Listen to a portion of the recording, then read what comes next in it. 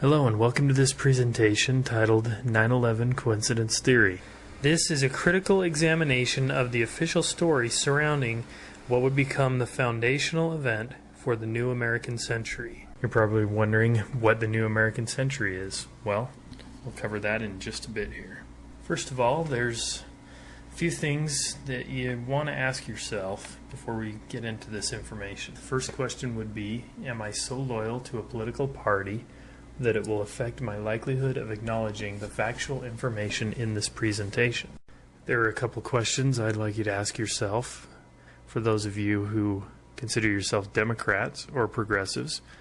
Number one, will I be willing to accept any information that points to Republicans as criminals at face value without examining its validity? Or in other words, do you come in wanting to believe that this administration dropped the ball, or even worse, regarding September 11th? Do you have a predisposition to that viewpoint? Second question is, will I be willing to follow the information to its conclusions, even if it points to people that I previously respected and agreed with as being criminally negligent or complicit? And the reason I put that question in there is because it's impossible to get to the bottom of what happened on 9/11 if we just limit our scope of the people and organizations we look at to those people who are our ideological enemies. And as we'll see, it does go deeper and farther back than just the Bush administration. Now, if you are a Republican, I have a couple questions that I would like for you to ask yourself. These are questions I had to grapple with myself, and eventually, I believe I answered these questions in the right way. The first one is, do I value constitutional and conservative principles higher than party loyalty? The second question is, do I automatically assume that anyone who would criticize the Bush administration must be a left-wing liberal? Now, there are many types of people who dispute or disbelieve the official count of 9/11. They're a wide cross-section of society, and it's not a homogeneous group. We have conservative constitutionalists or patriots, people in the patriot movement. In fact, they've been on the cutting edge of the 9/11 truth movement right from day one. Individuals like Alex Jones and other patriots have suspected that the official account was untrue really since day one, and even sooner. In fact, if you do a Google video, type in the search terms Alex Warns, you can find a short clip there from Alex Jones' television show where 2 months before 9/11 he actually predicts a massive terror attack, and he speculates that it would have to do with planes and possibly the World Trade Center, and that they would most likely blame it on bin Laden. So anyway, my point with all of that is to show that this is not some movement that came out of Europe or out of the Democratic underground, as many on the right wing try to claim. But we also do have many Democrats, liberals, and progressives who also disbelieve the official account. We have political moderates. Then we have people who were previously completely uninvolved and undecided politically. And in addition, we have many credible and qualified public figures and experts who have gone on record disputing the official account. And we're going to meet some of them here. We have Representative Kurt Weldon of Pennsylvania. He is Vice Chairman of the House Homeland Security Committee, Vice Chairman of the House Armed Services Committee, and he said, referring to the 9/11 Commission, quote, "There's something very sinister going on here that really troubles me." Weldon told this to Fox News, blasting the September 11th Commission for not taking the claims more seriously. He also said some panel members were trying to smear Schaefer and Abel Danger. Now, Abel Danger was a military operation that Weldon looked into, and much of the information we have about it is thanks to his efforts. And if you'll notice, he is recently being attacked, and in what I believe to be a coordinated attack from the administration in retaliation to these investigations, because he did butt heads with the Bush administration in trying to follow up on the information surrounding Able Danger. And Able Danger was a program that apparently involved many of the hijackers as double agents, but anyway, Weldon has effectively said regarding the September 11th Commission, he said there's something very sinister going on, and then he says, what has the September 11th Commission got to hide? That's from Fox News, August 28th of 2005. We have former Senator Max Cleland, who is a former administrator of the U.S. Veterans Administration, captain of the U.S. Army in Vietnam, and he was also a former member of the 9/11 Commission. And he has said, if this decision stands to limit access to White House documents, I, as a member of the Commission, cannot look any American in the eye, especially family members of the victims, and say the Commission had full access. This investigation is now compromised.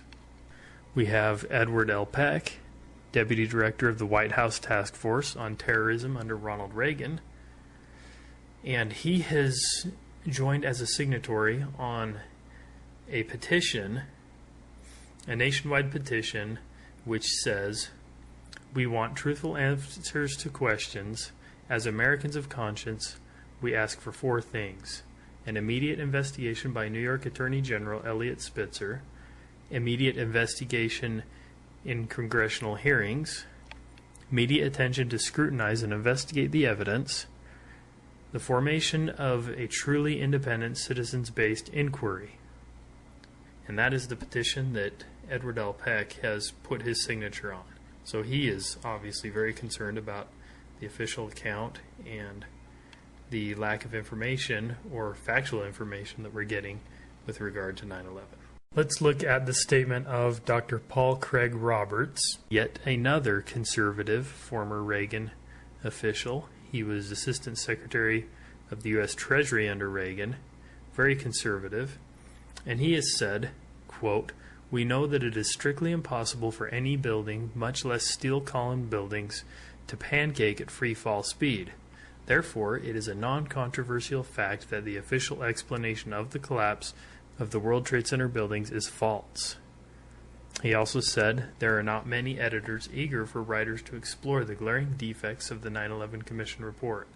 One would think that if the report could stand analysis, there would not be a taboo against calling attention to the inadequacy of its explanations. We have Catherine Austin Fitts, Assistant Secretary of Housing under George H.W. Bush, former Managing Director of Dillon Read and Company, and she has said, quote, the official story could not possibly have happened. It's not possible. It's not operationally feasible. The commission was a whitewash. And then she has also signed that petition that we spoke about earlier. Here we have a statement from Daniel Ellsberg, former military analyst for the RAND Corporation, most well known for leaking the Pentagon Papers to the New York Times in 1971. And he has said regarding 9/11, quote, there is no question in my mind that there is enough evidence to justify a very comprehensive and hard-hitting investigation of the kind we have not seen, with subpoenas, general questioning of people, releasing a lot of documents. There's no question that very serious questions have been raised about how much they knew beforehand and how much involvement there may have been. And he said that on a radio interview in July of 2006. Here we also have Philip J. Berg, Esquire. He's a former Deputy Attorney General for the state of Pennsylvania. And he said, quote, the official story of what actually took place on 9/11 is a lie. And he has also signed that petition, that nationwide petition calling for a new investigation. Now let's look at the statement of William Christensen. He is a 28-year CIA analyst. He's now retired, but he was a CIA analyst for 28 years, director of the CIA's Office of Regional and Political Analysis. And here's what he has said just recently. After spending the better part of the last 5 years treating these alternative 9/11 theories with utmost skepticism, I have devoted serious time to actually studying them in recent months, and have also carefully watched several videos that are available on the subject. I've come to believe that significant parts of the 9/11 theories are true, and that therefore significant parts of the official story put out by the U.S. government and the 9/11 Commission are false. And he also said, I now think there is persuasive evidence that the events of September 11th did not unfold as the Bush administration and the 9/11 Commission would have us believe. And we have Colonel Robert Bowman, a PhD, U.S. Air Force retired. He was the director of the Advanced Space Programs development under Presidents Ford and Carter, U.S. Air Force fighter pilot with over 100 combat missions. And he also flew missions as an interceptor pilot, which gives him directly relevant expertise to what happened on 9/11. And he has a PhD in aeronautics and nuclear engineering. And he has said, regarding 9/11, quote, a lot of these pieces of information taken together prove that the official story, the official conspiracy theory of 9/11 is a bunch of hogwash. It's impossible. I think the very kindest thing that we can say about George W. Bush and all the people in the U.S. government that have been involved in this massive cover-up is that they were aware of impending attacks and let them happen. That is high treason and conspiracy to commit murder. So some pretty strong words there. Now, the reason I show you all of these quotes is to kind of give you some background and break down this idea that somehow only kooks on the internet believe this type of thing. We have some very highly credentialed, highly credible people who have made some very strong and very public statements about this. And the first thing you're probably wondering is, why haven't I heard about any of this?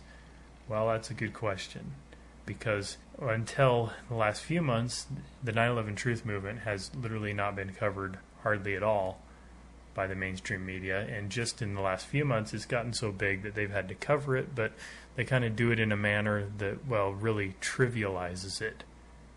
But the funny thing is, if it was really so trivial, they wouldn't be covering it, as they didn't for a long time. Okay, so of all the people who look at this information, almost all come away with a few things. And they don't agree on everything. And, the 9/11 Truth Movement is not a homogenous community. There's a lot of disagreement. But here are some of the things that just about everybody does have in common. Number one, an awareness of the grave threat to the Constitution and the American way of life. Now, I've seen professors like Dr. Barrett and Jim Fetzer, who are kind of left-leaning professors, or they have been traditionally, and they still are in a lot of ways, but I'm hearing these guys talk about the Constitution and protecting it, and it's not just lip service. They really are aware of the threat to our basic American system. And so in that way, I think that this is a movement that cuts across party and ideology. And number two, we almost all come away with an understanding of the way that our media has been manipulative and complicit in the cover-up of this information. And number three, a renewed commitment to hold our elected officials accountable to the law and basic moral principles. And most importantly, a strong desire to do something. So before we launch into the real meat of the information and evidence here, there are a couple of things I want to get out of the way. And these are things that tend to be debate killers, logic killers, tactics that are used to avoid a real substantive discussion of these issues. What is conspiracy theory? Well, according to Webster's Online Dictionary, a conspiracy is a secret agreement between two or more people to perform an unlawful act, a plot to carry out some harmful or illegal act, or a group of conspirators banded together to achieve some harmful or illegal purpose. Or in other words, the members, the individuals involved in a conspiracy. So that's your definition. A conspiracy theory, then, would be a hypothesis or explanation of observed facts or events which relies on conspiracy as the explanation.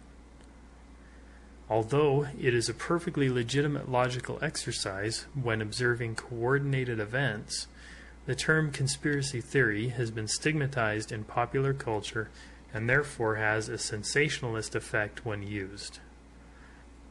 Those who refer to people who question the official story of events as conspiracy theorists use this terminology for its sensational effect, to stigmatize and discredit the individual and avoid logically addressing the facts. When we're faced with observations of facts or events that appear to be coordinated, there are two approaches to explain them. Now, conspiracy theory, as we've already seen, is the idea that the apparent parallels of chance are a result of coordination, or the idea that when you see multiple things working together to bring something to happen, that you just logically think that there must be some force or some coordinated effort behind those events. Or coincidence theory is the idea that those apparent parallels are a result of pure chance. The problem with coincidence theory is that because it relies on chance, it becomes less likely to correspond with reality each time it is employed to explain corresponding events. In certain situations, conspiracy theory is obviously the more logical choice, given the probabilities. For example, the official explanation of 9/11 is a conspiracy theory, by definition. It begins with the presumption that a conspiracy, or a group of two or more individuals, in this case bin Laden and the 19 hijackers, must have been responsible. This is a perfectly logical exercise, since it would be preposterous to assume that all the impacts at all three buildings within the space of 2 hours were pure coincidence, or in other words, that they were accidental crashes. Everybody who was paying attention when the events of September 11th were unfolding, the minute we saw that second plane hit that tower, everybody knew that it was a coordinated attack and that it was no longer just an accidental occurrence. You know, that was a possibility with the first plane hitting. Well, the minute you saw that second plane hit the tower and you assumed that it was an attack, guess what? You were a conspiracy theorist. And there's nothing wrong with that, because it's logical. It would have been ridiculous to assume that two planes happened to crash into those two towers and then the Pentagon just by pure chance. Unfortunately, the official story, after using conspiracy theory to explain the coordination of the hijackings themselves, relies heavily on coincidence theory to explain a host of other observed facts regarding 9/11. Now keep in mind that coincidence can be perfectly plausible to explain isolated events, but when you continue to rely on it to explain more and more observations of a particular event or series of events, its plausibility goes down because of the laws of probability. The official story relies upon coincidence theory. It does this in two primary ways. Number one, by specifically attributing certain observations which were integral to the success of the attacks to coincidence or to coincidental and unfortunate incompetence. Or number two, as is far more common, it uses conspiracy theory or coincidence theory by simply not addressing certain observations at all, and thereby implying that they are the result of chance occurrence and are not relevant or worthy of scrutiny. Let's look at some areas of facts where coincidence theory is relied upon by the official explanation.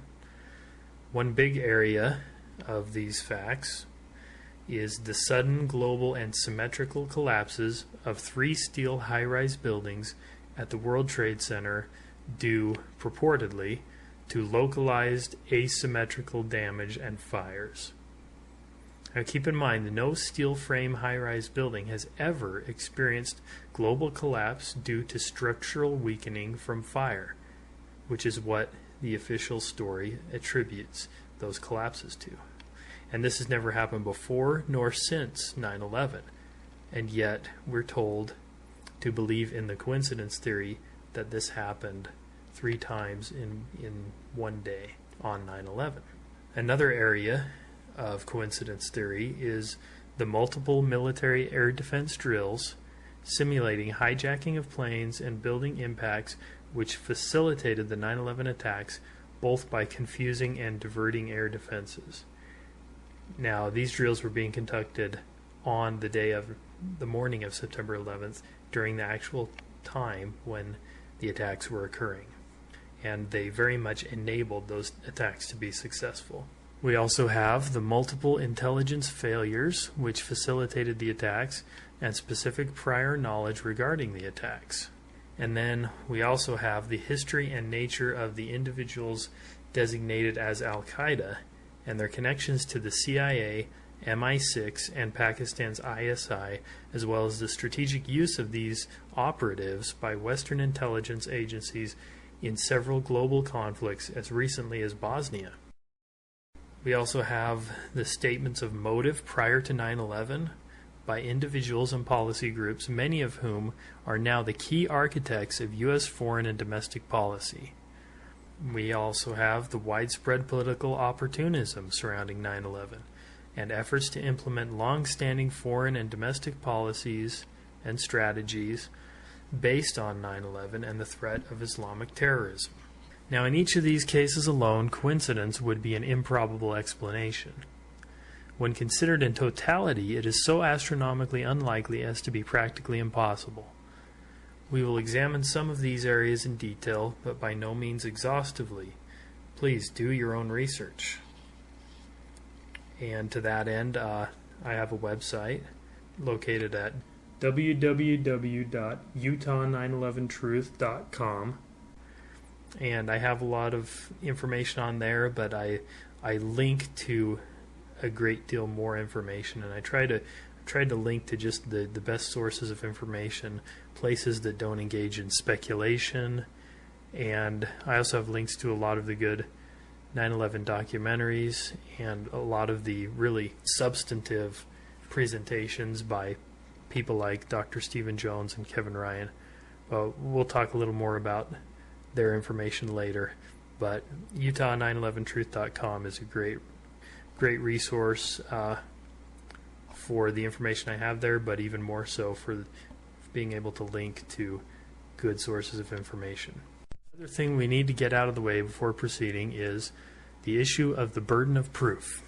One thing I find when I talk to people about 9/11, they always want to know, okay, well, if what we've been told isn't true, then who did it and how did they do it? And they want names, they want all the details. Well, if anyone comes to you claiming to have all the details and of exactly who did it and how it was done, don't trust that person, because the fact is there is a lot we don't know.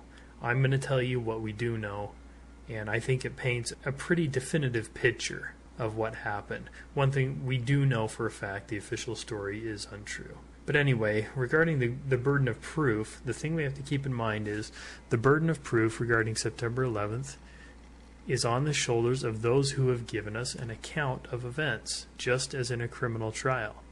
Now, if you went into a criminal trial, and let's say you have a prosecutor and you have a defendant who is accused of the crime of conspiracy, well, it is that prosecutor's burden to prove his account of events, or to prove that the defendant is guilty. The prosecutor doesn't have the luxury of being able to put forth a case that doesn't stand up to the facts, as has been done with regard to 9/11.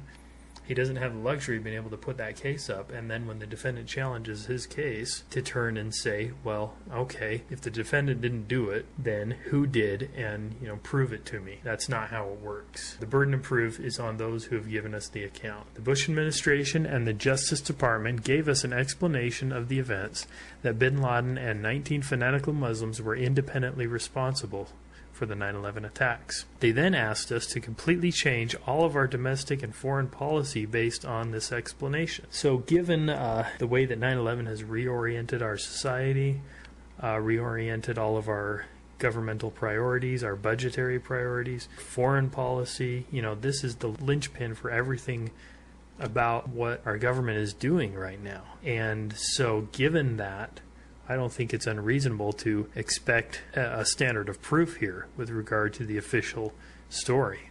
Have our public officials met this burden?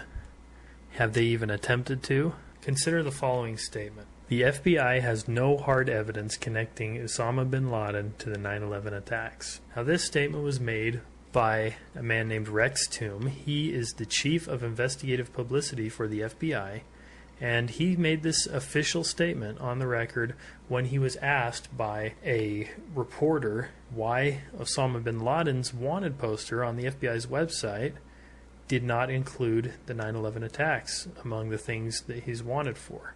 And it still doesn't to this day. You can see this on your screen, and you can go to the FBI's website and look this up. Anyway, this was his statement.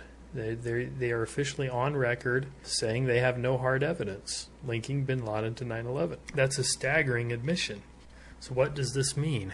Well, the Bush administration and agencies under its control were apparently so busy acting on their explanation of the events of September 11th that they could not be bothered to substantiate it. It also means that the Democrats were either fine with this, or they were so afraid of appearing unpatriotic that they did not demand evidence before authorizing wars based on this explanation. There are only two possibilities here, and either one should make you angry. Either you are not important enough or intelligent enough for these officials who we elect to serve us to take the time to show you evidence, or they are hiding something. Now, one could argue that maybe they had evidence that we didn't have access to because of the sensitive nature of it. And my argument would be, well, okay, but it's been over 5 years now. You know, where's the evidence? And besides, that still doesn't explain that the FBI admits they have no hard evidence. They're on record saying they have no hard evidence, not just that they don't have evidence that they can show us, but that they don't have it. So that's a huge problem to me. Here are a few questions to ask yourself and keep in mind during this presentation. Number one, why do I believe that Osama bin Laden and 19 Islamic radicals were independently responsible for 9/11? Have I been shown evidence for this assertion? Is my belief in this assertion a result of a logical, empirical process? So is there any reason that I should doubt the official explanation of 9/11? You should doubt the official story because, one, it is in direct conflict with many of the observed facts. Number two, the official story relies heavily on coincidence in explaining multiple facts, making it inherently dubious. Three, certain aspects of the official story have been revised multiple times since 9/11. Four, the official story does not explain or attempt to explain many of the observed facts and events. And five, the official story or the 9/11 Commission report was formulated by those without either the incentive or disposition to be objective, honest, or exhaustive. Okay, so let's look at that first area of facts that the official narrative is in direct conflict with or fails to explain. Number one, the destruction of the World Trade Center. First of all, we have to establish what is the official explanation of the collapses of World Trade Center buildings 1, 2, and 7. There have actually been at least 4 accounts for the collapses of the Twin Towers that have been at one point or for certain purposes considered the official explanation. These are number 1, the initial FEMA report, number 2, the Silverstein-Weidlinger report. Now this report was a report undertaken by the leaseholder of the buildings, Larry Silverstein, and it was undertaken through private contractors in support of his insurance claim. He had a $3.5 billion insurance claim, and he actually claimed the 2 towers as separate events, so his claim ended up being a $7 billion insurance claim, and he undertook this report in support of that. And interestingly enough, it came to some very different conclusions from what the other reports came to. And there are probably some things that we could assume about why those conclusions were different. There is also the findings of the 9/11 Commission, which did deal with the collapses to an extent.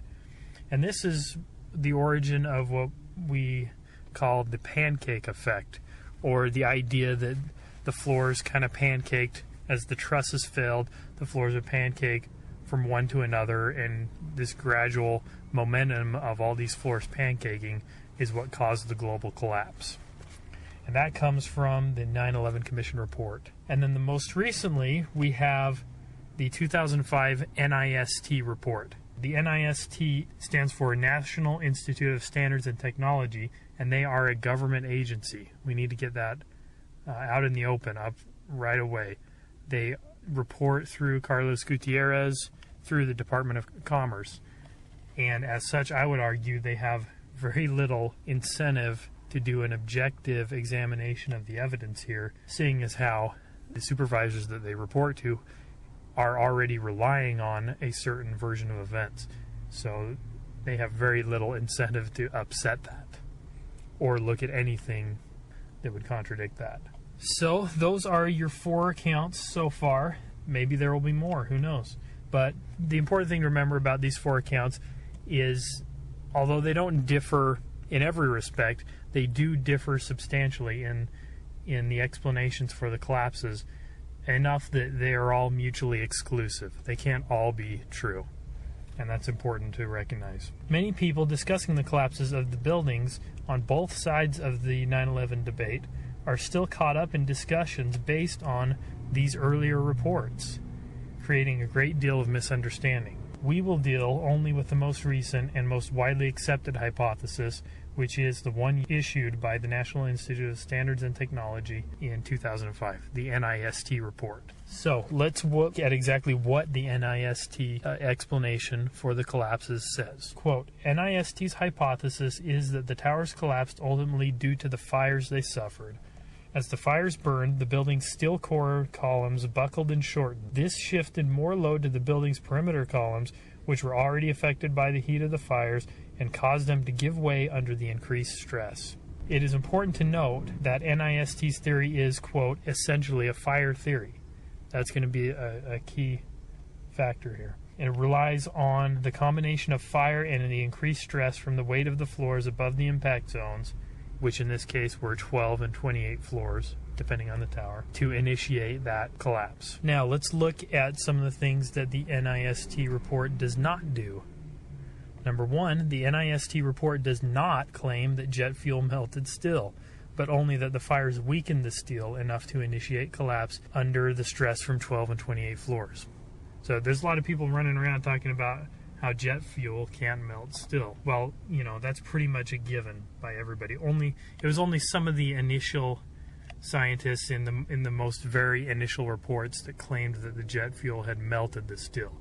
But all of the serious work that has been done with regard to these collapses on both sides acknowledges that the jet fuel could not have melted the steel, but they simply maintain that it weakened the steel enough to cause collapse. And that's important to set the record straight on that, so that we're not caught up arguing something that nobody is maintaining. NIST report also makes no mention of molten metal found at the collapse site in the weeks and months after 9/11, and as described in numerous reports.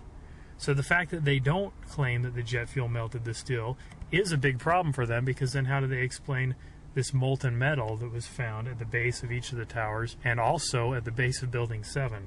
Dr. Jones has a hypothesis that does explain that, and if you want to get into that in more detail, I'm going to tell you here shortly where you can find some information on his hypothesis, but I'm not going to address it here in detail. The NIST report only attempts to explain the events which lead to collapse initiation.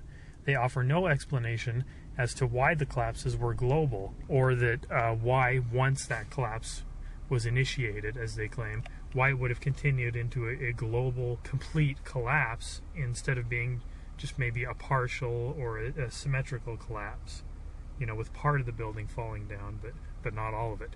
They don't even attempt to address why that is the case. They only deal with the factors leading up to what they call collapse initiation. And the other very important thing that the NIST report does not do is it does not even attempt to explain the collapse of World Trade Center Building Number 7. They did make some initial speculations as to why that may have come down, but they have not explained it. In fact, we're going to look at that a little later here. They hope to be able to explain it sometime in 2007.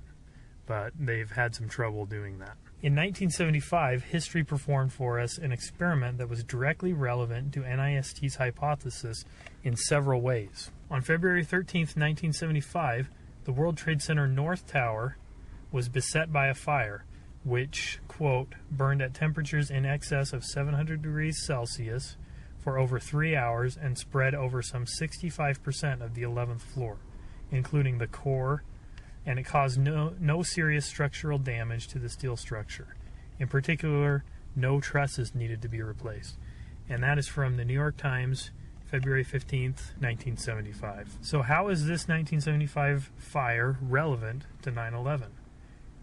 It's relevant because the main factors to which NIST attributes, quote, collapse initiation were present in this incident, which did not result in even a partial collapse or even damage to the steel that would require replacement. We had fires of 1275 degrees Fahrenheit or 700 Celsius, which would be comparable to the most favorable estimates of temperature to the official story, and which are well in excess of the temperatures which NIST itself found evidence for, and also well in excess of the likely temperatures according to Kevin Ryan's thermodynamic calculations, which estimated a maximum temperature on 9/11 in the towers of about 600 Fahrenheit. Okay, so if his calculation is correct, that would put these fires on 9/11 as actually being much lower in temperature than the 1975 fire. And that is also consistent with the temperatures that NIST, the highest temperatures that they found actual evidence for in steel. The other critical factor that we have present in the 1975 fire is a whopping 99 floors of weight above the affected area, as opposed to 12 and 28 floors on 9/11. So this fire occurred at the 11th floor, and it burned, from everything we can tell, at much higher temperature. It enveloped the core, and here we have 99 floors of weight above the affected area, providing stress on the affected columns and members, and we don't have even a partial collapse. And yet we're expected to believe that on September 11th, that global collapse was caused by 12 and 28 floors of weight above the affected area. So that is a big problem for NIST's hypothesis. What does this mean about NIST's hypothesis? Well, since NIST's hypothesis relies primarily on the combination of weakening of the steel due to fire and not the impact of the aircraft, and the weight of 12 and 28 floors, then a similar collapse should have been observed in 1975 under the weight of 99 floors and fires that burned for twice as long or 3 times as long, depending on which tower you're talking about. Even if the damage to the outer structure from the impacts makes the key difference in initiating collapse, which is not what NIST claims, but even if you believe that to be the case, the shortening of the steel core that NIST attributes to fires alone should still have been observed in the 1975 fire, but it was not. And what about Building 7? At approximately 5:30 p.m. on the afternoon of September 11th, 2001, World Trade Center Building Number 7, a 47-story high-rise steel building, collapsed. It was never hit by a plane, though it had localized fire and damage at the bottom of the south side of the building.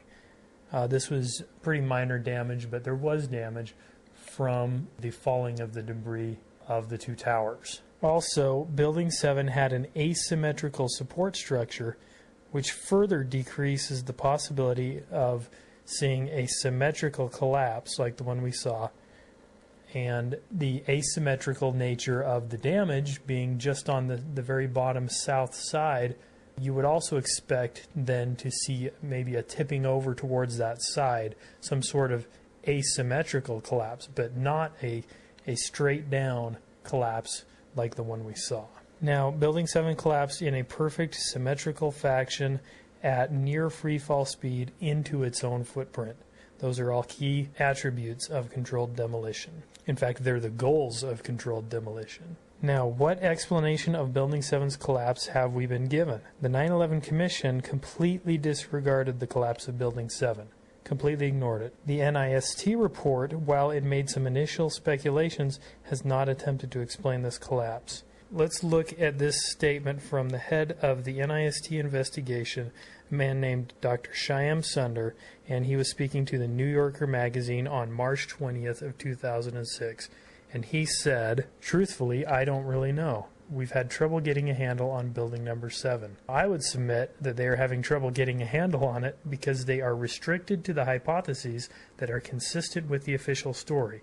In other words, they're a government agency, the people they're reporting to that are signing their paychecks are already relying on the official narrative. They're already relying on a certain account of events. So in NIST, in doing their investigation, they're just restricted by virtue of that. They're not going to come up with anything or look at anything that varies from that. If you substitute the hypothesis of controlled demolition, there's no difficulty in getting a handle on it at all, because all the data is consistent with it. So is there a hypothesis that does account for the observed facts? All 3 World Trade Center collapses exhibited 11 telltale characteristics that would have been expected if and only if these were examples of controlled demolition. Since these characteristics had only been observed previously in cases of controlled demolition, then the most logical hypothesis to begin with would have been controlled demolition. Now, several of the live television reports on September 11th reflected this logical assumption. One in particular I remember was the live coverage on CNBC, which is an NBC-owned cable network that covers the financial markets. I was watching this at the very time, and I remember seeing this exact footage live. I did manage to dig up the video clip, but because it's on YouTube, I wasn't able to include the video of it in the presentation. It's so low quality, and it's hard to extract the video into the right format. This was clearly, the way the structure is collapsing, this was the result of something that was planned. This is not, it's not accidental that the first tower just happened to collapse and then the second tower just happened to collapse in exactly the same way. How they accomplished this, we don't know. And in addition to that last clip, there's also a famous clip of the live footage of Building 7 collapsing where Dan Rather comments that it looks exactly like a controlled demolition. So this was definitely a natural, instinctive response that many people had at the time. None of the official explanations, however, despite this, has even attempted to explain most of these characteristics of controlled demolition. Here are 11 telltale characteristics of controlled demolition. I'm just going to list them here. I'm not going to go into detail, but these come from Dr. David Ray Griffin's paper, The Destruction of the World Trade Center, Why the Official Account Cannot Be True. Put that into a Google search, you'll come up with his paper, and it's a very good read about these characteristics of controlled as opposed to partial or localized collapse. Number 5, sliced steel. Number 6, pulverization of concrete. Number 7, pyroclastic dust clouds. These are a particular type of dust clouds, as you see in the picture here. They're typically only associated with highly explosive chemical reactions. We see these are very common with volcanic reactions. They look very similar. And gravity alone could not provide nearly the kinetic energy required to create this pyroclastic clouds. Horizontal ejections. You see steel beams being ejected horizontally outwards, and in some cases getting embedded into nearby buildings 500 feet away. Gravity could not provide the energy to do that. We have demolition rings, these flashes of demolitions going around the floors that many of the witnesses reported seeing. And we also have number 10, eyewitness testimony of explosions. There is just a mountain of eyewitness testimony of explosions going off, and in some cases long after the initial impacts, and in some cases even down in the basements, which is the testimony of William Rodriguez. He was the janitor and the last person pulled from the rubble, and he talked about explosions happening in the sub-basement, and which is consistent with a controlled demolition, because in a controlled demolition they would have had to blow the core at the base. So his testimony is very important. And then we also have 11, the characteristic of molten metal. NIST's hypothesis cannot account for these pools of molten metal that were observed at the base of not only the two towers where the planes hit, but also Building 7. And Dr. Jones' hypothesis does account for that. Okay, so that's all I'm going to cover, but for further information on controlled demolition, I'm going to point you to the work of Dr. Stephen E. Jones. He's at the physics department of BYU, or he was. He recently retired, largely because of the controversy surrounding this work. And Kevin Ryan, who is a chemist. He was a former manager at Underwriters Laboratories, which is a company which was involved with NIST's report. They did some of the testing for some of the steel models, and Kevin Ryan was a manager there, and he was in close contact with the people working on those models, and he was fired for raising questions about their findings and pointing out some of these problems with and inconsistencies with the official story, and even the observations that UL was finding in these model tests were not consistent with what NIST was claiming. And he wrote a letter, brought that up, he went public, and he was fired as a result.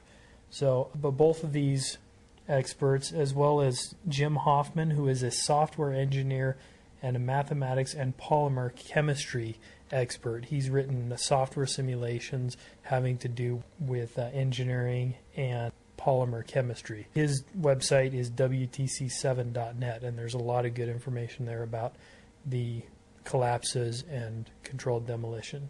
Also, for further information on controlled demolition, there are two very good documentaries that have come out recently. One is called Improbable Collapse, The Demolition of Our Republic, and you can find more information on this at www.911truth.org, and the video is also available on Google Video. If you type in a search, it's up there for free. And 9/11 Mysteries Part 1, Demolitions, that is also available on Google Video and or for sale, the DVD at Infowars.com. Okay, let's look at the second area of observed facts that the official narrative is in direct conflict with or fails to explain. This would be 9/11 air defenses, drills, confusion, and contradiction. So where were the air defenses on September 11th? There are some major problems with the response of our air defenses. Number one, standing protocols that would have prevented the attacks were not followed. Number two, at least 6 separate drills or war game scenarios were being run on the morning of September 11th during the time of the attacks. These drills included the insertion of fake radar inputs and had the effect of confusing and distracting first responders, as well as diverting available aircraft away from the area. Number three, the Pentagon has changed their account several times and was actually suspected by the 9/11 Commission of falsifying and withholding information, even to the extent that the 9/11 Commission considered criminal charges. And number four, what were the orders spoken of by Secretary of Transportation Norman Mineta in his testimony before the 9/11 Commission? Okay, let's look at the intercept protocols. Remember that intercept does not necessarily mean to shoot down. Intercept protocols involve a series of graduated response steps, with the shoot down being the last resort. But up until 2 months before 9/11, it was always within the power of generals in place, felt necessary. They did have that authority to order a shoot down. It is standard operating procedure to scramble jet fighters for any one of the following situations. Number one, an aircraft goes off course. Number two, radio contact with it is lost. Or number three, the transponder is turned off. On 9/11, the 4 hijacked aircraft met not just one, but all 3 of these criteria. Between September 2000 and June 2001, interceptors were scrambled 67 times. In the year 2000 alone, jets were scrambled 129 times. The Air Defense Network had, on September 11th, predictable and effective procedures for dealing with just such an attack, yet it failed to respond in a timely manner until after the attack was over, more than an hour and a half after it had started. Why were these protocols not followed to prevent the attacks? Well, let's look at some of the reasons why. One big reason why the attacks were not prevented by our air defenses, the confusion from at least 6 separate drills or war games being run at the time of the attacks, which simulated hijackings of planes as well as planes impacting into buildings. And then we also have possible stand-down orders. Let's look at these war game drills first. The first drill that we know was being run on September 11th during the time of the attacks was a CIA National Reconnaissance Office exercise, and this involved a simulation of a plane crash into the NRO headquarters near Dulles Airport, Virginia. This was not a terrorism exercise, but it did result in the evacuation of most NRO employees just as the real 9/11 was taking place. So what was the effect of this drill? Well, it made it more difficult for the nation's spy satellites to be used to track the hijacked planes.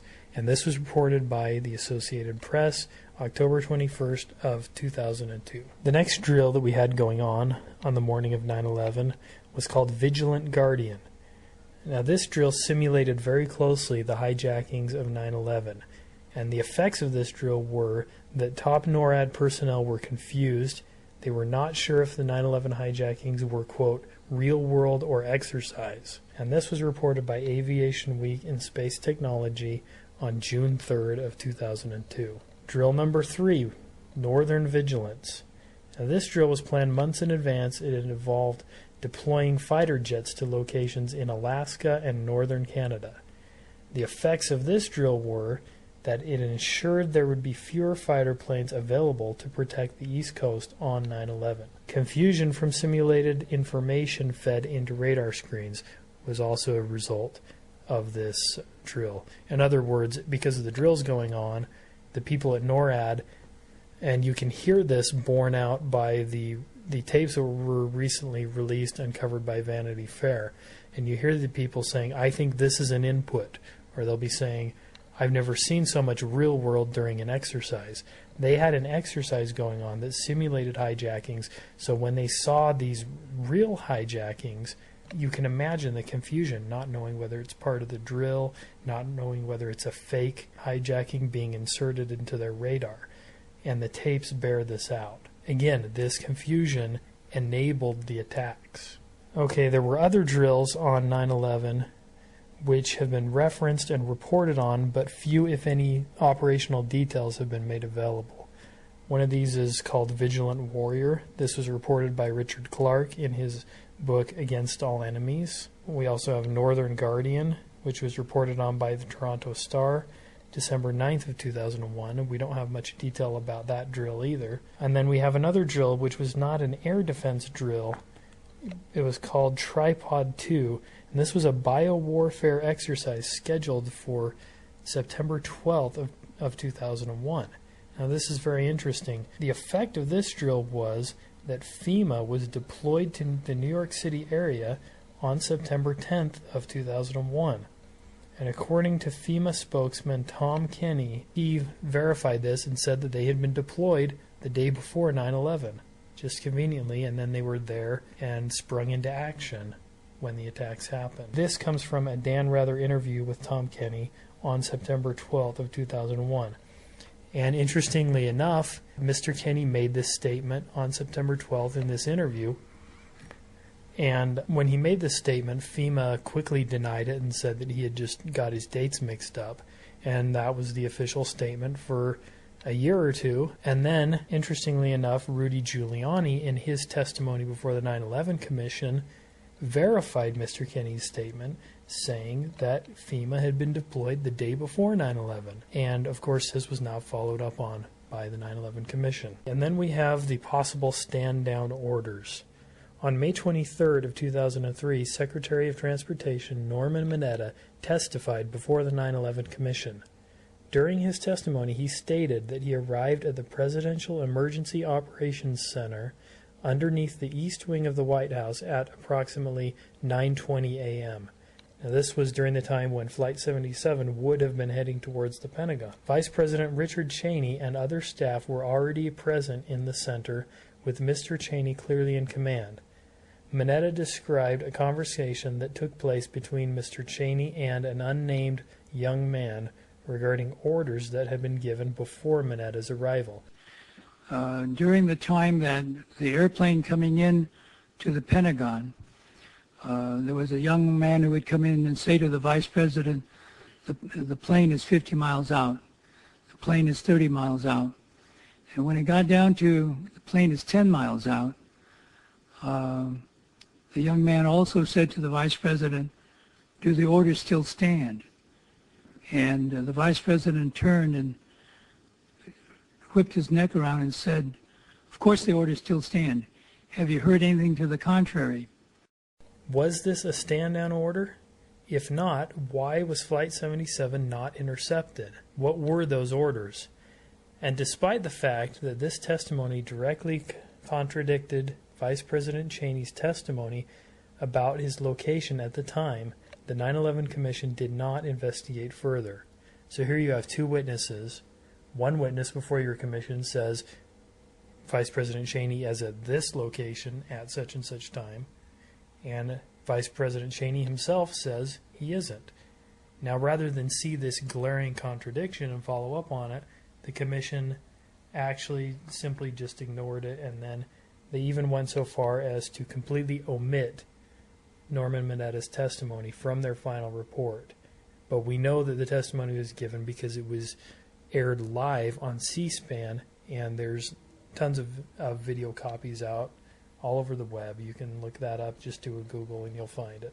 There are some other lingering questions about the air defenses, such as why was a new chairman of the Joint Chiefs of Staff instruction given in June 2001 requiring the intercept orders be issued by Secretary of Defense Rumsfeld personally?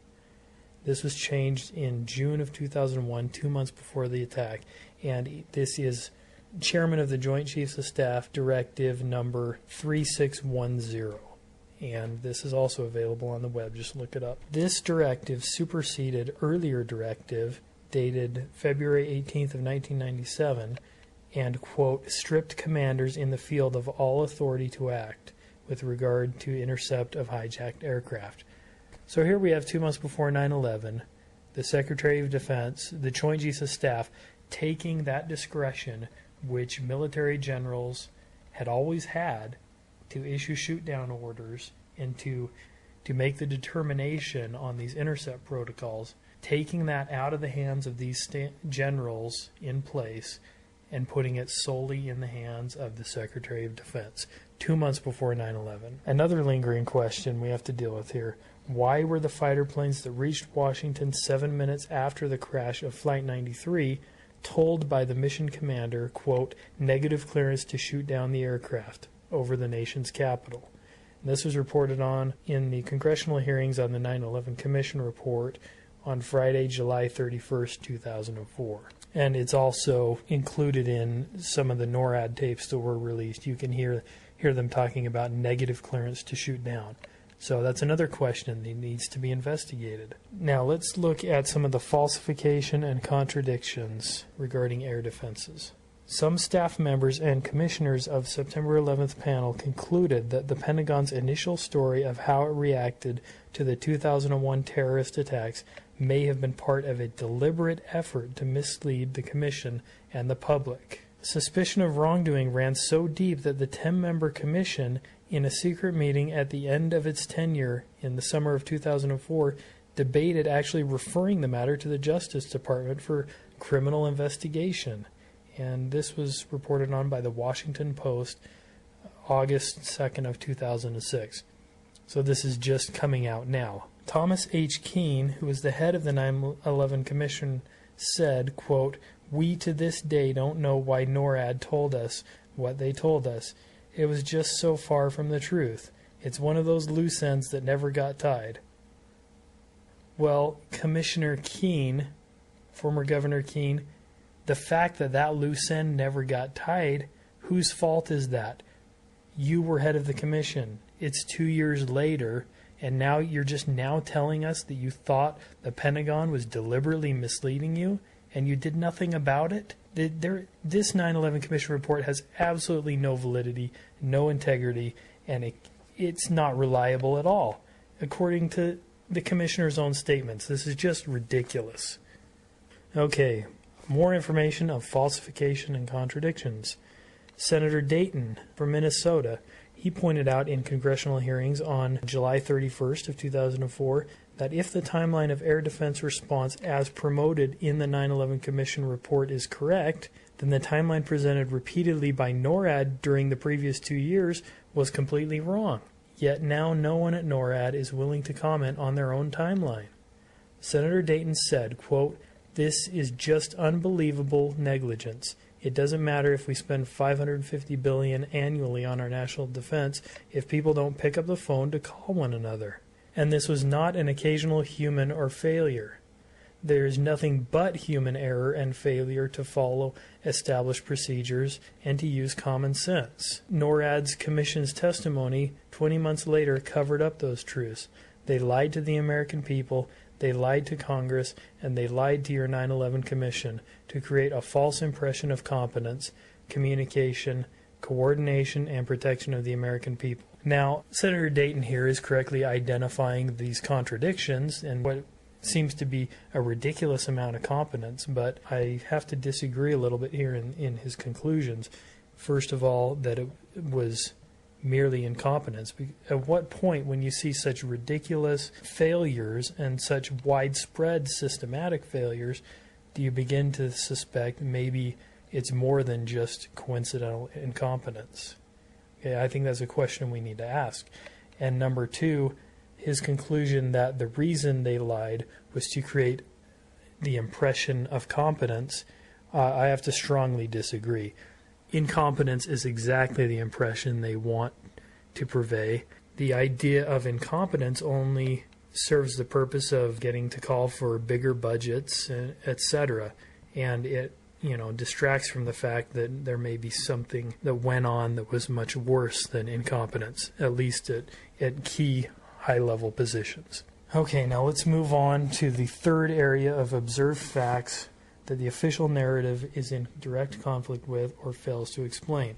This would be the creation, foreknowledge, and facilitation of Al-Qaeda. The first thing we need to understand, first question we need to ask and have answered is, what is Al-Qaeda? Shortly before his untimely death, former British Foreign Secretary Robin Cook told the House of Commons that, quote, "Al-Qaeda is not really a terrorist group, but a database of international mujahideen and arms smugglers used by the CIA and Saudis to funnel guerrillas, arms, and money into Soviet-occupied Afghanistan." This was reported by Pierre and Henri Bunel in November 20th, 2005, also in the Wayne Madsen Report and World Affairs Delhi. Okay, let's look at the history of Al-Qaeda, or the database. That's the rough English translation of the word Al-Qaeda. Operation Cyclone of 1986 to 1992. The CIA and MI6, or British intelligence, recruit and train more than 100,000 militants to help fight Afghan jihad against the Soviet Union. In the late 1980s, Pakistan President Benazir Bhutto, feeling the Mujahideen network has grown too strong, tells President George A.W. Bush, quote, "You are creating a Frankenstein." However, the warning goes unheeded. Thousands of Mujahideen fighters return to their home countries after the war is over and engage in multiple acts of violence. One Western diplomat notes that these thousands would never have been trained or united without U.S. help, and says, quote, "The consequences for all of us are astronomical." This is reported by the Atlantic Monthly, May of 1996. Okay, between 1992 and 1995, the Pentagon used Al-Qaeda and bin Laden to fight against the Serbs in Bosnia. The Pentagon helped bring thousands of Mujahideen and other Islamic militants from Central Asia into Europe to fight alongside the Bosnian Muslims against the Serbs. This is reported on by The Spectator of September of 2003. Bin Laden played a key organizing role in this effort. This was reported by the Los Angeles Times, October 7th of 2001, and as a result, the Balkans became a safe haven and staging area for Islamic terrorism. Also reported on by the Washington Post, Los Angeles Times, in November of 2005, and then again in October of 2001. So this is pretty well established fact. Our intelligence agencies, the Pentagon has used Al-Qaeda in several conflicts all over the world when we needed a reason to kind of stir up trouble and then go in. So that we'd have a reason to go in against the Serbs. Okay, more history of Al-Qaeda. The CIA and MI6 were running an Al-Qaeda training camp until as late as 1995. The training at Derunta mainly involved the manufacture and the use of explosives by terrorists. This is from a French DGSE report dated January 9th, 2001. According to this same DGSE report, the Derunta al-Qaeda training camp passed from the control of the CIA to bin Laden in 1995. The classified documents that Bill Clinton's National Security Advisor, Sandy Berger, was charged with removing from the National Archives involved an alleged bombing plot by Ahmed Rassem, an al-Qaeda operative who trained at Derunta. What was Sandy Berger covering up by stealing and destroying these documents? You remember that famous incident where he went into the National Security Archives and he reportedly accidentally walked out with some sensitive documents, and he returned most of them, but a few he just unfortunately couldn't find. Well, they had to do with this Al-Qaeda training camp, and I strongly suspect, as do many others, that he was covering up for some direct complicity on the part of the Clinton administration and in facilitating Al-Qaeda. So for those of you who thought I was just going to sit here and rip on Bush and be a Democratic cheerleader, sorry, it goes way deeper. In fact, it goes back, the direct complicity in creating Al-Qaeda goes back all the way to the Carter administration with one of his officials, Zbigniew Brzezinski. All right, so probably a lot of people would say to themselves at this point, so we used Al-Qaeda as intelligence assets. Okay, we used them to fight the Soviets, we used them in Bosnia, but then they turned against us, right? Well, let's look at what Michael Chossudovsky has said. Now, he is an economics professor, and he's a consultant to developing countries. He's part of the Committee on Economic and Monetary Reform, and he's also a researcher and author, an expert on the Yugoslavia wars, and he has written a book called America's War on Terrorism. Let's look at what he has said about this idea that Al-Qaeda turned on the CIA after the CIA created them. He says, a blatant example of media distortion is the so-called blowback thesis. Intelligence assets are said to have gone against their sponsors. What we've created blows back in our face. The blowback thesis is a fabrication. The evidence amply confirms that the CIA never severed its ties to the Islamic militant network. Since the end of the Cold War, these covert intelligence links have not only been maintained, they have become increasingly sophisticated. So what is the ISI? The Inter-Services Intelligence, or ISI, is the largest and most powerful of the three main branches of the intelligence agencies of Pakistan. During the Soviet-Afghan War of the 1980s, the CIA enhanced the covert action capabilities of the ISI. A number of officers from the ISI's Covert Action Division received training in the U.S., and many covert action experts of the CIA were attached to the ISI to guide it in its operations against the Soviet troops by using the Afghan Mujahideen, Islamic fundamentalists of Pakistan, and Arab volunteers. The ISI actively collaborates with the CIA.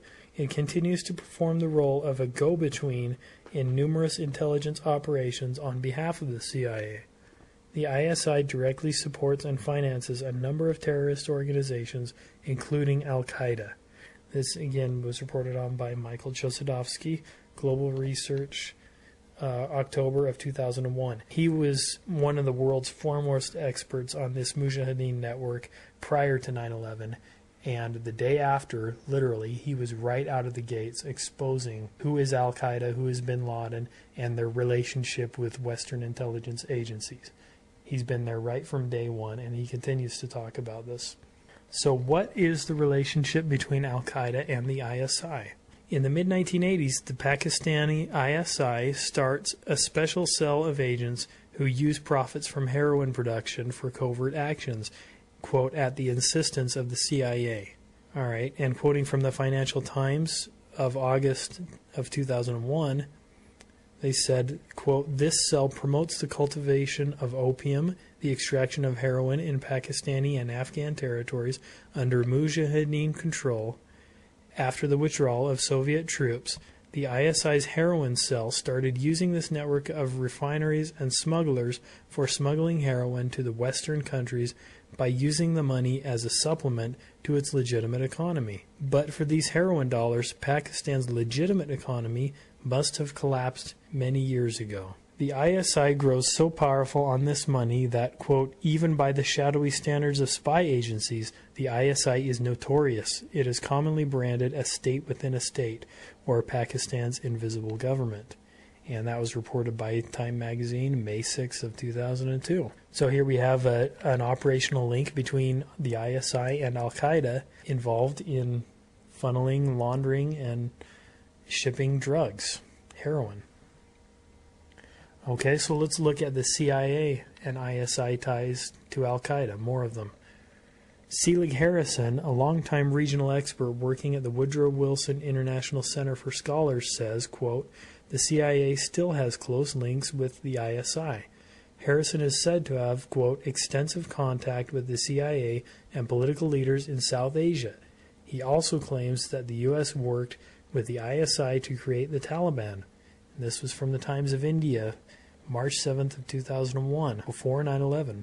Operation Diamondback, a sting operation uncovering an attempt to buy weapons illegally for the Taliban, bin Laden, and others, ends with a number of arrests.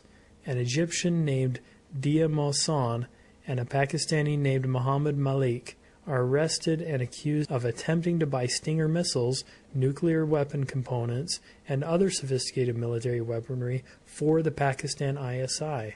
This was reported by the South Florida Sun, Sentinel, 8 of 2001, Washington Post, 8 of 2002.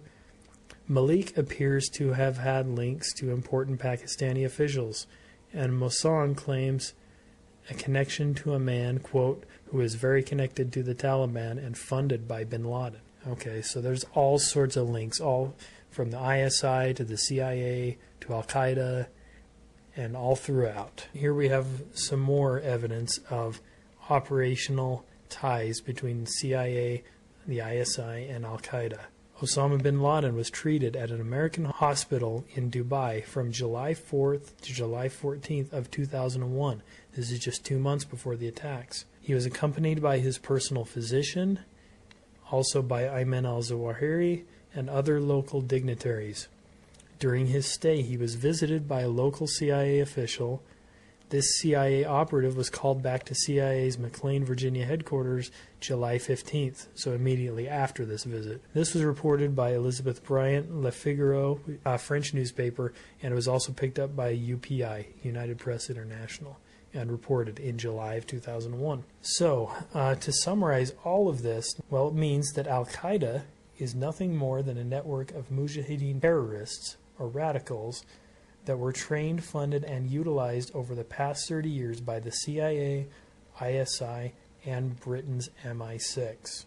This funding and cooperation with Al-Qaeda is documented to have continued long after the end of the Afghan-Soviet conflict, and is documented to have continued to as recently as July 2001, 3 months before the 9/11 attacks. In fact, I've got to do a little update on this. I've recently been reading some evidence, again from Professor Chossudovsky, that there's actually solid documentation that the Pentagon used Al-Qaeda Mujahideen operatives as late as August of 2001 and used them in the Macedonian Civil War.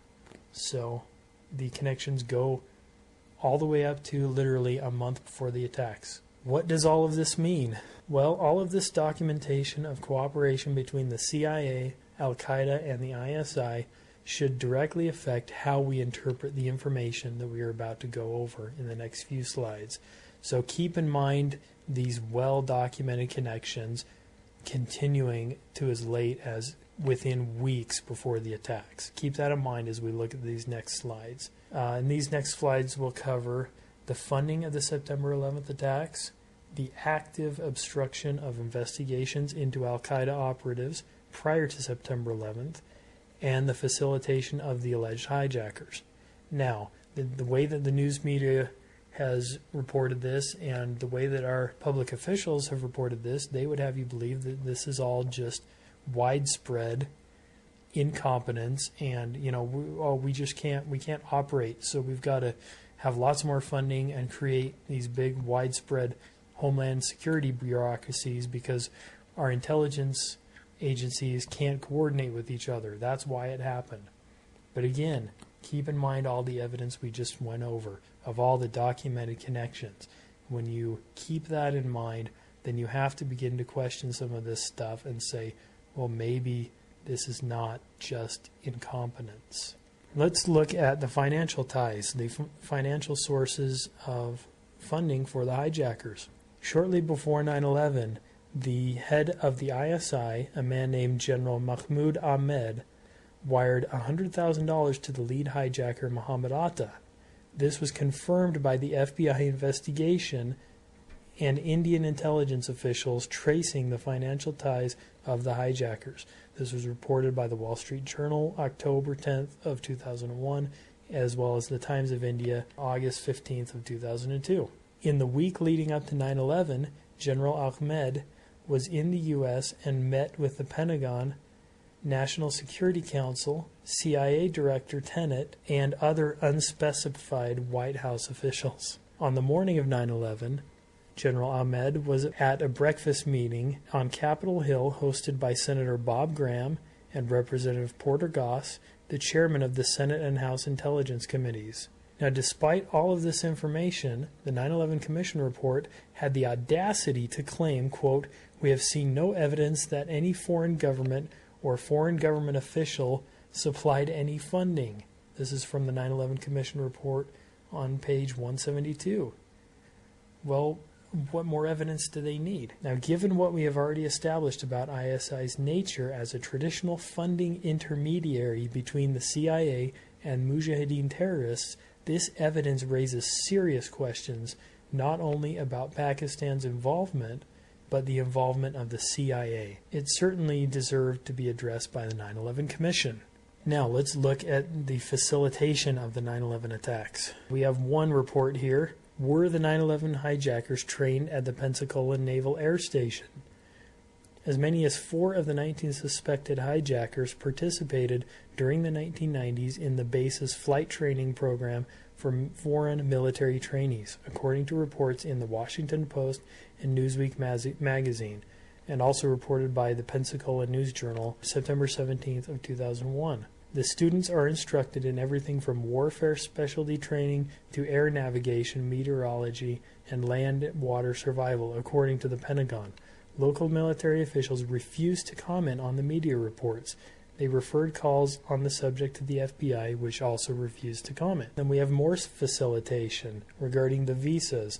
We have the head U.S. consular official told to issue visas to Mujahideen terrorists. Michael Springman, head U.S. consular official in Jeddah, Saudi Arabia, claims that during the period he is, quote, repeatedly told to issue visas to unqualified applicants. He turns them down, but is repeatedly overruled by superiors. Springman loudly complains to numerous government agencies, but no action is taken. He is fired, and his files on these applications are destroyed. Springman said, quote, "What I was doing was giving visas to terrorists recruited by the CIA and Osama bin Laden to come back to the United States for training to be used in the war in Afghanistan against the then Soviets. The Jeddah consulate was run by the CIA and staffed almost entirely by intelligence agents.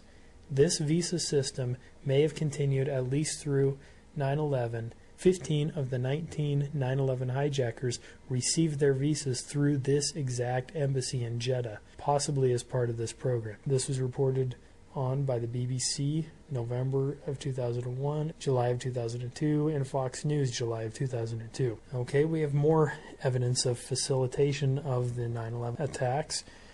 2 of the Al-Qaeda hijackers were tracked by the CIA and allowed to enter the U.S. prior to 9/11. In January of 2000, the CIA tracked 2 of the alleged hijackers of Flight 77 to a secret. The main obstacles to investigate Islamic terrorism were U.S. oil corporate interests and the role played by Saudi Arabia in it. End quote. He adds, quote, all the answers, everything needed to dismantle Osama bin Laden's organization can be found in Saudi Arabia.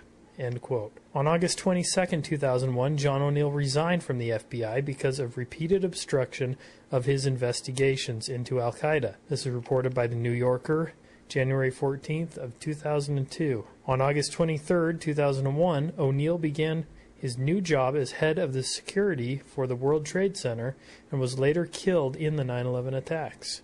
O'Neill speculated about the reasons for which his investigations were obstructed. However, hindsight and evidence that has come to light give us a better perspective on this obstruction. Could the CIA and Whitehouse have been protecting their operatives? Okay, so let's move on to motive, disposition, and opportunism before and after September 11th. Now, the information we have seen to this point destroys the official theory and its explanations, or lack thereof, based on coincidence and incompetence. Since it is impossible to explain the events of 9/11 without relying on a conspiracy theory of some sort, we must now ask ourselves 3 questions. What sort of conspiracy was capable of causing these attacks, given the preceding information? 2. Who had the motive and disposition to do so? 3. Who has obstructed efforts to investigate 9/11? Well, let's first look at disposition. History shows indisputably that both governments in general, as well as the United States government specifically, have engaged in false flag attacks for war provocation or to shape public sentiment. Now, a false flag is a term that comes from naval warfare, and it means an attack where you would fly a false flag of an opposing army or faction. In other words, it's an attack that is intended to appear that it is being launched by another party than the one that is actually conducting the attack. Say I'm a German naval warship and I want to attack an American warship, but I want them to think that they're being attacked by a British warship. So I would go ahead and fly the British flag up my flagpole, and that's the origin of the term false flag. Now let's look at some historical evidence, some pretty well documented and well agreed upon incidents of these sort of false flag attacks and war provocations in history. And we're just going to mostly look at recent history here. We could go back a lot further if we wanted. We could look at things like Nero burning down Rome and blaming it on the Christians, things like that.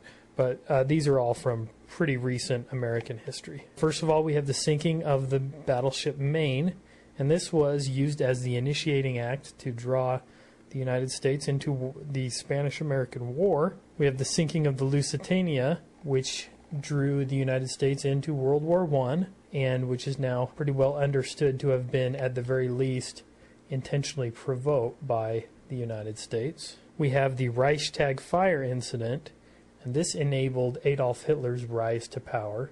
Shortly after his initial election, he was looking for a reason to consolidate power and pass legislation, which he later was able to, and he accomplished this by having Hermann Göring set fire to the German Reichstag, or Parliament building, and the resulting national fervor and fear enabled him to pass the Enabling Act, which he would not have otherwise been able to. We also have the Pearl Harbor attacks, which is now documented to have been well known to the Roosevelt administration, and in fact it appears that naval forces may have been intentionally sent to Pearl Harbor in order to increase the magnitude of those attacks. And this was done because the American public at the time did not support the idea of involvement in World War II. In fact, Roosevelt campaigned for election by promising to keep America out of World War II. Americans were very much opposed to getting involved in yet another bloody European war, and they didn't see any national interest in doing so. So the Pearl Harbor attacks, as any historian would admit, provided the wave of public sentiment needed for America to enter the war. And now we do have solid documentation that it was known ahead of time. And if you want to do more research on that, there's plenty of it available on the web.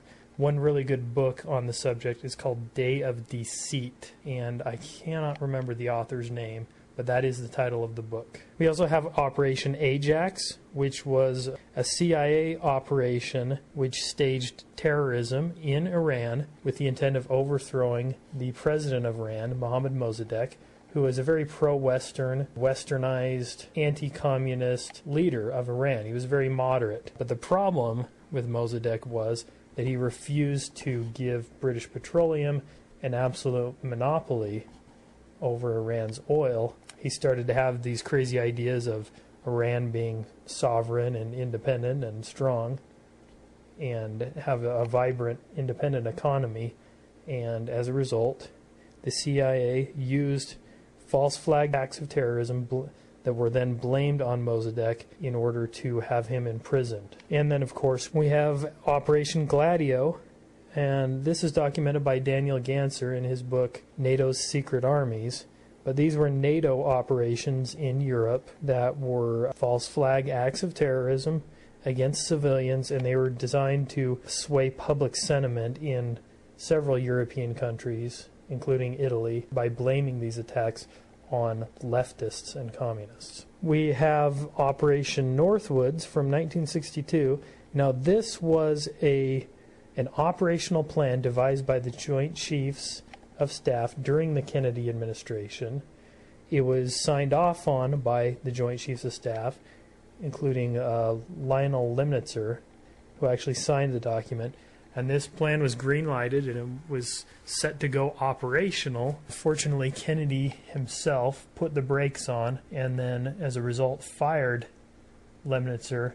But what this plan was a systematic campaign of false flag terrorist attacks, and the purpose, as openly stated in these documents, and these are now declassified and available all over the web, ABC reported on them, and the purpose of these false flag acts of terrorism was to provide a, quote, helpful wave of public indignation, end quote, and therefore justify an attack on Cuba. And some of the things that they planned to do were to crash airliners, blow up airliners, attack U.S. military bases. I mean, there's a whole gamut of different false flag attacks that they planned to use to blame on Cuba and so that we could justify invasion. In addition, we have the use of Al-Qaeda Mujahideen network to create crisis and pretexts for intervention throughout the Middle East and the Balkans. So anyway, that is just some of the evidence for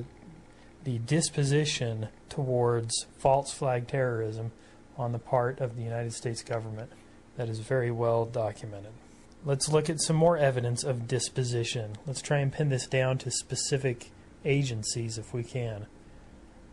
Let's look at this quote here from a man named Vern Lyon, who is a former CIA operative and who went public in the documentary Secrets of the CIA. He said, quote, "The CIA is a state-sponsored terrorist association. They don't look at people as human beings. They are nothing but pieces on a chessboard." Okay, so here we have it from a former CIA employee operative. And he comes right out and says it. The CIA is a state-sponsored terrorist association. Let's move on to motive here, now that we've discussed disposition. Now, there's an old saying that comes from Roman law, qui bono, which means who benefits. Anytime you're looking at a crime, it's, at the very least, it's helpful to look, it's not always a sign of guilt, but at the very least, it's useful and helpful to look at who benefits from an event or a crime. Well, we have this organization called the Project for a New American Century. Now, they're not a shadowy organization at all. They're very open and public. In fact, they have a website. It's located at www.newamericancentury.org. And this is a foreign policy think tank. It was founded in 1997, and its open stated goal is to promote American global leadership and military dominance. Among this project's members are many current and former Bush administration officials and other key figures. And some of the prominent names are Dick Cheney, Donald Rumsfeld, Paul Wolfowitz, now head of the World Bank, Scooter Libby, Jeb Bush, William Kristol, Elliott Abrams, and more. So how does this relate to motive? Well, let's look. In September of 2000, the Project for the New American Century published a report titled Rebuilding America's Defenses, Strategy, Forces, and Resources for a New Century.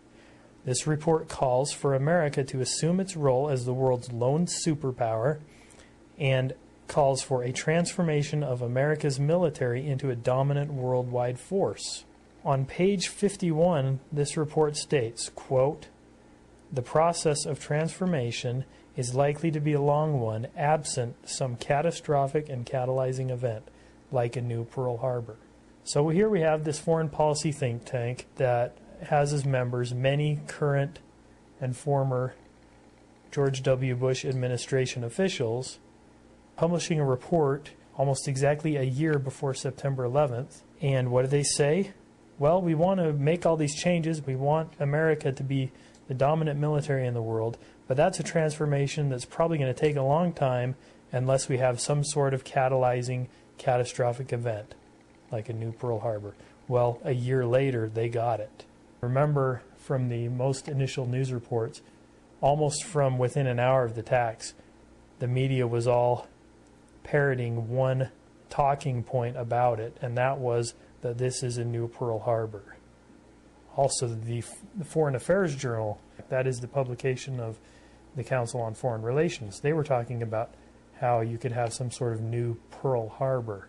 You know, the fact that we see that talking point, and if you want to do something really interesting, just go to the Internet Archive, type in a Google search for Internet Archive or Wayback Machine, and this is a website that has saved web pages, you know, going back about 7-8 years. So if you go back to the New York Times or the BBC web page from the day of September 11th, and you can see these headlines, and all of these publications have the same terminology. It says a new Pearl Harbor. Well, I don't think that's a coincidence that we had PNAC using that same terminology a year before, talking about how it would help them accomplish their purposes, and then a year later when the attacks happen, that is the media talking point throughout the whole media. Personally, I just can't accept that as being a coincidence. Let's look at some more possible motives for the September 11th attacks, motives and benefits. And let's look at some of those possible motives by advocates of globalization. In their 2005 report, Building a North American Community, the Council on Foreign Relations calls for a common currency for North America and common security border between the USA, Canada, and Mexico. They're talking about literally shifting the borders from where they are now, the borders between Canada and Mexico, and having a common security border. This was published in 2005 at roughly the same time when the Security and Prosperity Partnership Agreement was signed by President Bush, Vicente Fox, and the Prime Minister of Canada. Now, this 2005 report invokes the events of September 11th at least 8 separate times in justification for these steps towards political globalization, which would undermine U.S. national sovereignty and the rule of constitutional law. And the reason it would undermine constitutional law is because, well, we're creating a North American Union here, and it's not being done by bringing in new territories, which is what used to happen in the past with new states and as the United States expanded. It's being done by signing these administrative agreements, and it's circumventing the constitutional processes of government. And one of the stated goals in this report is actually to expand the jurisdiction of the NAFTA courts that were set up so that they have even greater jurisdiction and effectiveness in the United States, or in what will be the North American Union. So anyway, the fact that this report that calls for this, that was published in 2005, it invokes the September 11th attacks so many times as the justification, means that here we have a potential motive by a very powerful organization. Let's look at some more motive on the part of advocates of globalization in their own words. Now, on September 12, 2001, former Senator and Council on Foreign Relations member Gary Hart, on the day after the 9/11 attacks, was on C-SPAN, and he said, quote, "There is a chance for the President of the United States to use this disaster to carry out what his father talked about, and that is a new world order." Okay, so rather than joining us all in mourning, what is the CFR doing? They're being opportunistic. They're looking at this, at the very least, they're looking at this in a time when the rest of the country was in mourning, and they're saying, how can we use this to create a new world order? That alone turns my stomach a little bit, but I also look at it and I have to say, well, here's another clear motive. Let's look at some more potential motive on the part of advocates of globalization. Here we have a statement by Henry Kissinger. This statement was made on May 21st of 1992 at what is called the Bilderberg meeting. Now, the Bilderberg meeting is something that until very recently was denied to have ever existed. But now it has become so reported on and so documented, it is now admitted to exist. And Henry Kissinger was at this meeting in 1992, which is basically a gathering of world financiers, policymakers, government officials, and that happens every year under very secretive circumstances and very tight security. Henry Kissinger, at this meeting in 1992, he said, quote, "Today Americans would be outraged if UN troops entered Los Angeles to restore order. Tomorrow they will be grateful. This is especially true if they were told there was an outside threat from beyond, whether real or promulgated, that threatened our very existence. When presented with this scenario, individual rights will be willingly relinquished for the guarantee of their well-being granted to them by their world government." Now, what is the significance of this statement? Well, if it was just said by some joker on the street, it wouldn't be very significant at all. But when you consider the sway that Dr. Kissinger holds with the current administration, we have Bob Woodward's book, which came out recently, called State of Denial, where he lays out his assertion that Dr. Kissinger is actually the policy architect behind the war in Iraq. And now, whether that is completely true or not, I have no reason to disbelieve Mr. Woodward. But whether that is completely true or not, we do know that he is an insider in the George W. Bush administration, and he is very, very much somebody who is looked to in formulating policies. And given that established fact, a statement like this, it troubles me very much. And again, it is more evidence of potential motive. Okay, now let's look at some of the circumstances that came into play after the attacks. And I call this section Propping Up the Official Myth. Now, if you remember, the Bush administration resisted a formal investigation into the 9/11 attacks, but eventually relented under pressure from the victims' families.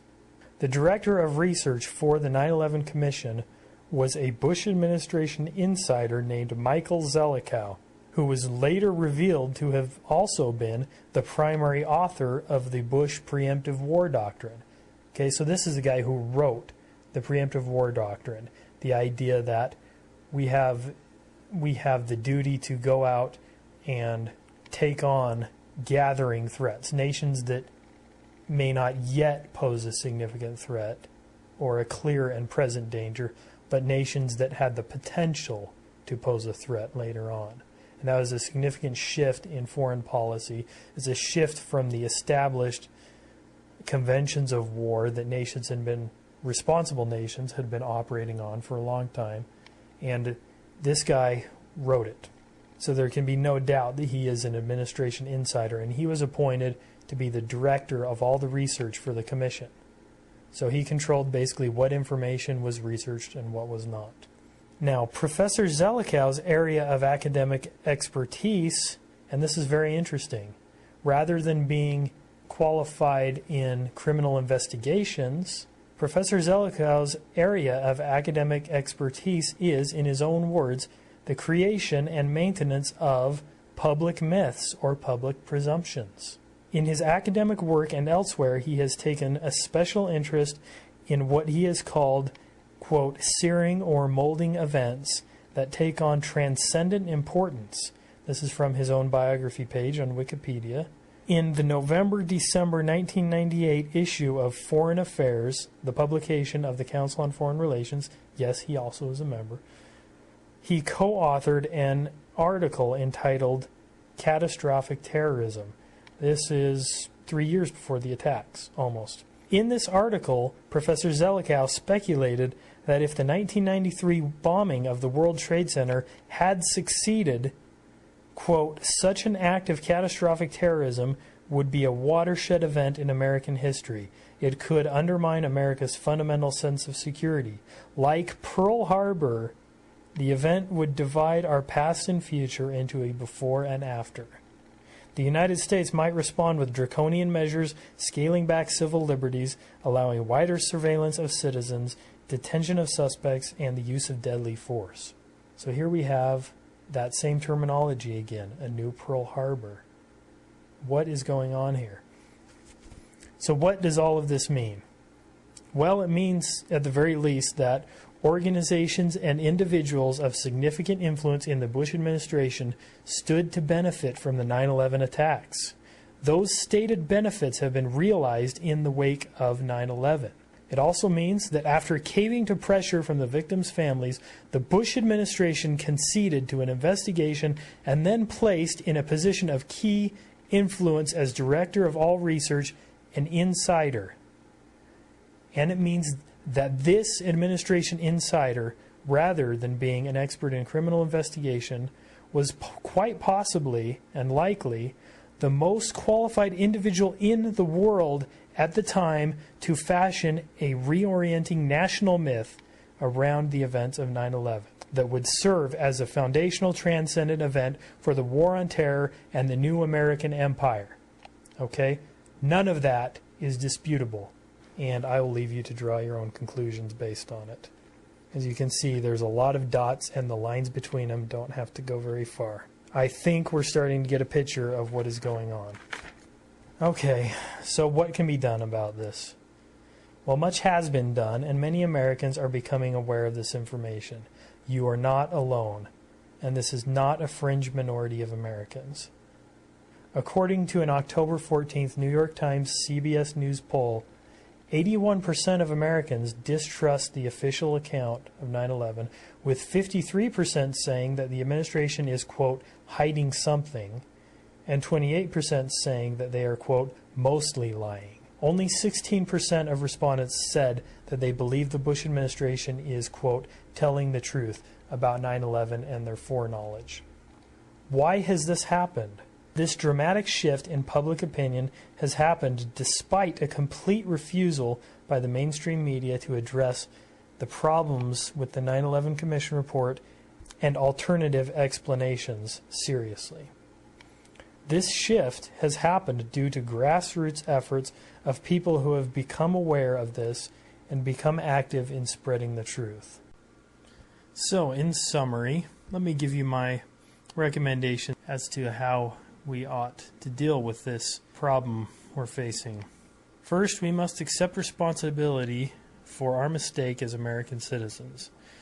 Instead of reacting with historical perspective and vigorously investigating all of the relevant facts, we have failed our posterity and allowed our reason and judgment to be corrupted by a horrific event. We looked for, accepted, and acted upon answers that were given to us while the shock and awe psychological effect was still fresh, and long before such claims could possibly have been validated. We gave in to fear. Our public officials were so ready with their answers and solutions, encouraging us to act on these irrational impulses.